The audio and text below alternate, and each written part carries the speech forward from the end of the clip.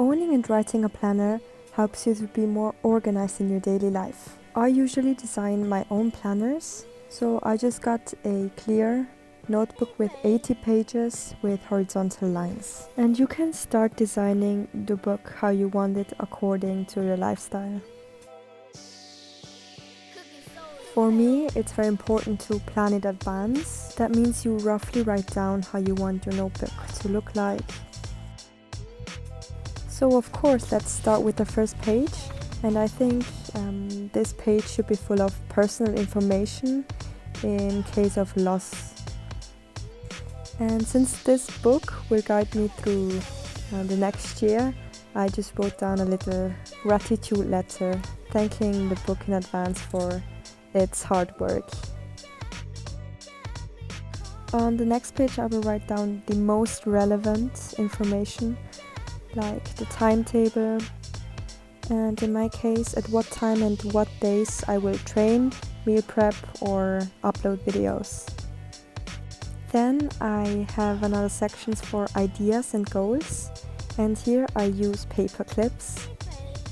And since ideas and goals change over time, I just use those paper clips in order to attach them to the paper so I can also replace them if needed.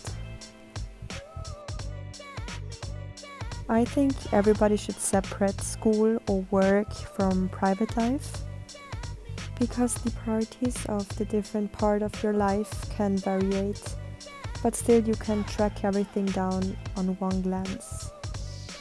And another section that I have incorporated is just results or things I achieved during the year. But let us now switch to the actual planning part. I use vertical lines to separate the days and a horizontal one to separate school from private life. And I feel having the whole week in front of you will give you a better overview. And here's a little example what this would look like. Homework or school stuff in the upper part and personal stuff in the lower one. I just looked up in the internet what days we have holiday or free days, because I think it's always good to know when you have more free time. In the case of holidays, I will have 2 weeks in front of me because there's just less to remember and to plan. And a tip for me is to always leave space for doodling or for notes. And the rest of the notebook I would just leave blank in order to spontaneously add something.